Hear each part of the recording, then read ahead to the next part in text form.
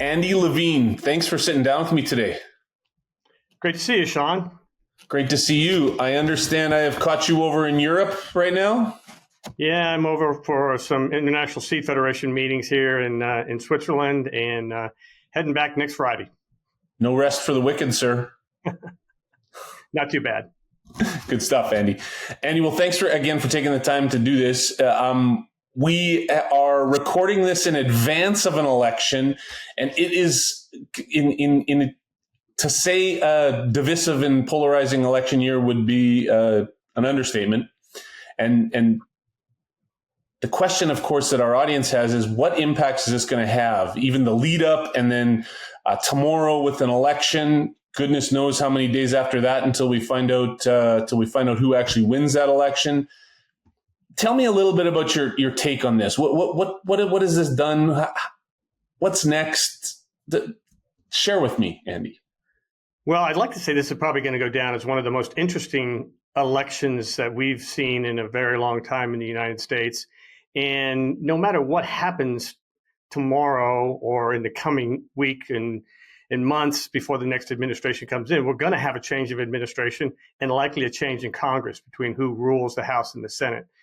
That kind of change is going to just change the direction of the policy. And remember that when you start a new Congress, you have all new bills. Everything has to get reintroduced that wasn't passed through the last congressional session. And then you have a whole new administration. Whoever it is, whichever candidate wins tomorrow, they'll have their own objectives and initiatives and directions. And then we have to go through the whole process of confirming people and looking at what are the policy initiatives of the administration as it comes in. What are we going to do with trade policy? What are we going to do with the farm bill? We have tax bills that expire next year. So there's so many things that are vital that we get in front of as an industry, both the seed industry and the overall agriculture industry, to make sure that we're front and center as we go through all of this change and the opportunities that are going to be there. We have an opportunity to come together at your meeting at the beginning of December. And there is a lot of polarization that is happening within I'll say the whole country right now, but it is a division that happens every election until we decide. And then in theory, everybody falls into the traces and rolls along. What kind of long-term impacts do you see that having, or maybe not even long-term, short, medium-term impacts on the seed industry in the U.S.? Well, I think no matter, again, who's in the administration or who is running Congress, we need to make sure that our issues are there and understood by our elected officials and our government regulators. And so it is more imperative now than ever that advocacy be our key issue. How do we get that message out? How do we get people into our operations to see how we do research development, multiplication, and delivery of seed to America's farmers? And that's got to be key. It doesn't matter whether it's Republican or Democrat. We've got to set that aside, and we've got to make sure that people are understanding where the seed industry is in this beginning of the food chain. Don't plant a seed, you don't have food. It's as simple as that. And I think the Field Crop Seed Convention will give us that opportunity to really start to get that lay of the land. There's still a lot of things that we won't understand because the administrations will be getting settled.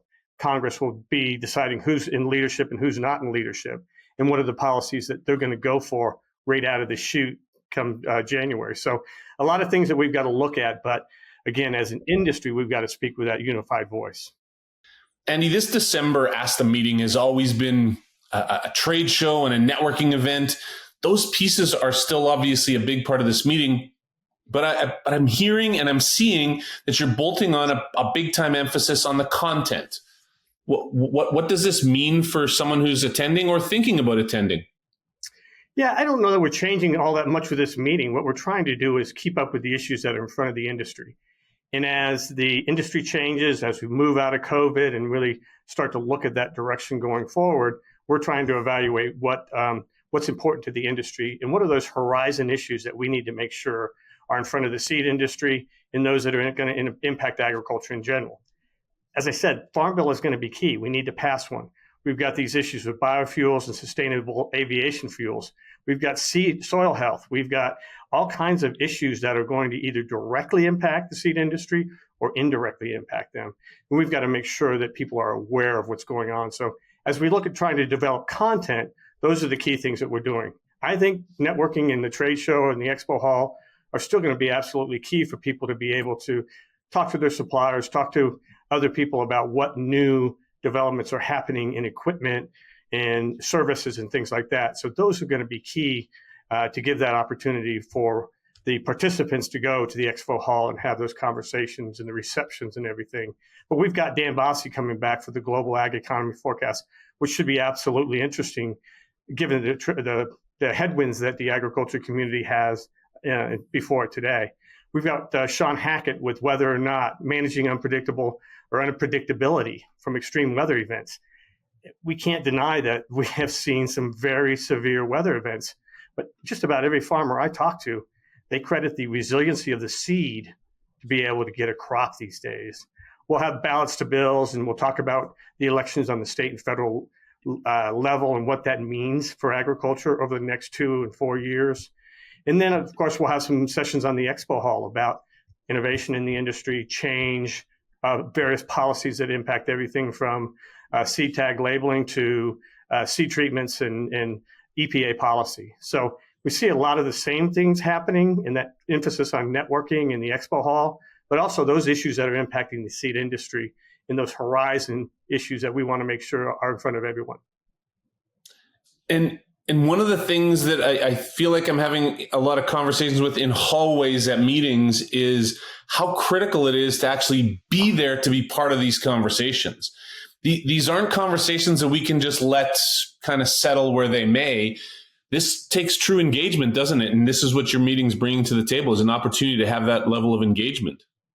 It really does, Sean. It just can't replace that ability to be in the same room with somebody that's working on specific issues like AI or plant breeding techniques and gene editing or genomic discovery or seed treatment or soil health or cover crops. Being able to talk to somebody who's experiencing those and try to relate them to your operation or things you have been thinking about doing, you can learn a lot. You can probably also learn what worked and what didn't work, and hopefully stay away from the things that didn't work and not spin your wheels there. So I think that face-to-face time is absolutely essential, and this is a great opportunity and time to do that at the conference in Orlando. And I heard someone say recently that innovation doesn't happen in a vacuum, that it is a back and forth, multi-level, continuous, ongoing effort. And attending meetings like this really is one of those elements to ensuring innovation. Because as I look through your agenda, I mean, innovation is a common theme or a common thread through much of the content that we're going to be focusing in on. Well, if you could pick, what would you hope the delegates are going to gain from being in on some of these sessions? Well, I think really is looking at, as I keep mentioning, that those horizon issues. What are those things out there that are impacting the industry or will impact the industry over the horizon? Try and make sure that as we look at that, how are companies going to be able to incorporate those into their businesses and provide them as services to their farmers? Or are there some that they'll go and find a partner and contract those services with? But how do you deal with issues like sustainable aviation fuel? What does that mean to your farmer customer? And what kind of varieties do you need to be thinking about providing, or crops do you need to think about providing that will help them benefit from those programs that are going to be out there? So all of those kind of issues will be brought up at this meeting. It gives people the opportunity to network, to talk about what are you doing? What are you doing? I like to think as innovation as a team sport. And we all know in innovation, you don't have success 100% of the time. If you have success 30 or 40% of the time, you're doing well. And you're doing well because you build on what others are doing. And so that to me is the key part of the meeting in Orlando, and being able to learn what others are doing and how does that fit into the piece that you're bringing to the table. So I think the innovation is absolutely exciting in our industry and will continue to be there to evolve. And I think this is that great time to be able to talk about it with your colleagues and peers. One of the pieces that goes along with innovation and all the pieces that we're talking about here is communication.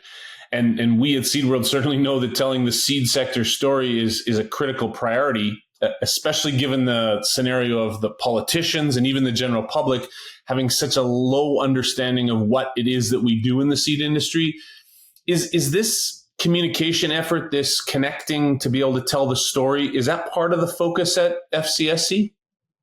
It absolutely is. It's one where we've got to be telling that story. And we like to say this all the time. If we're not telling our story, somebody else is telling the story for us, and we're probably not going to like it.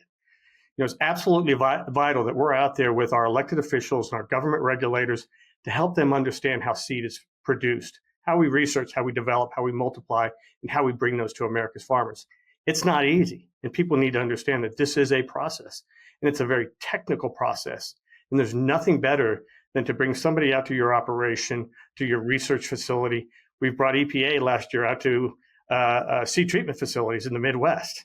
We had 24 EPA officials, regulators out in those facilities to see what our industry does. They wouldn't be able to understand that any other way. So how are we encouraging our industry to be that advocate, to tell that story about the importance of high quality seed that's resilient to climate change and the changing weather patterns we're seeing, and that produces for America's farmers? So the Field Crop Seed Convention is the ideal place to be able to do that.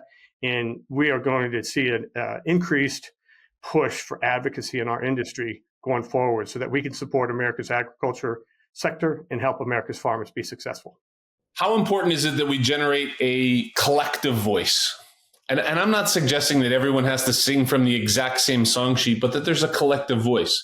Well, the collective voice is I think, just absolutely number one.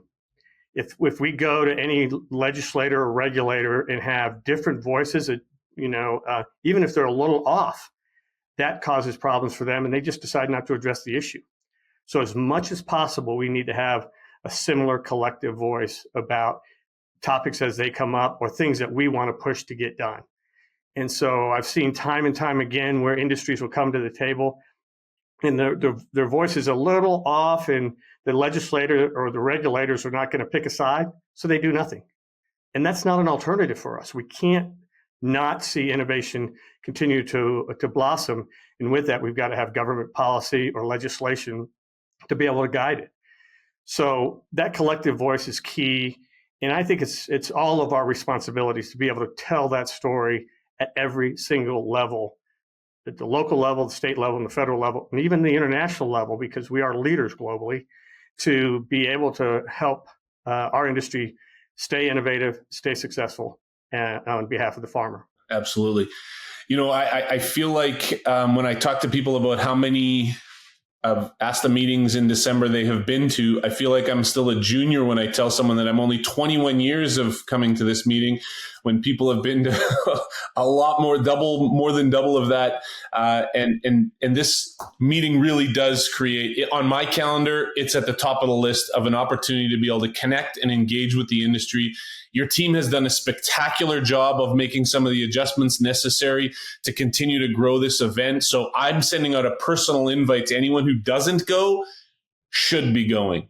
Andy, what would you tell if you have an audience here to tell what's the probably the number one reason why you would invite them to come and join us in Orlando?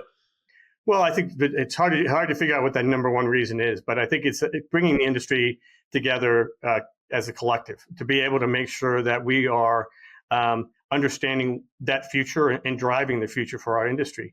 This is where we get it for the field crop seed group within the American agriculture industry and the American seed industry. So being in Orlando, spend those 2 or 3 days there, spend that time with you and your team, and frequent the expo hall, talk to your friends and colleagues, network, but also understand the policy and the opportunities that we have before us and be ready to hit the ground running when we get to January.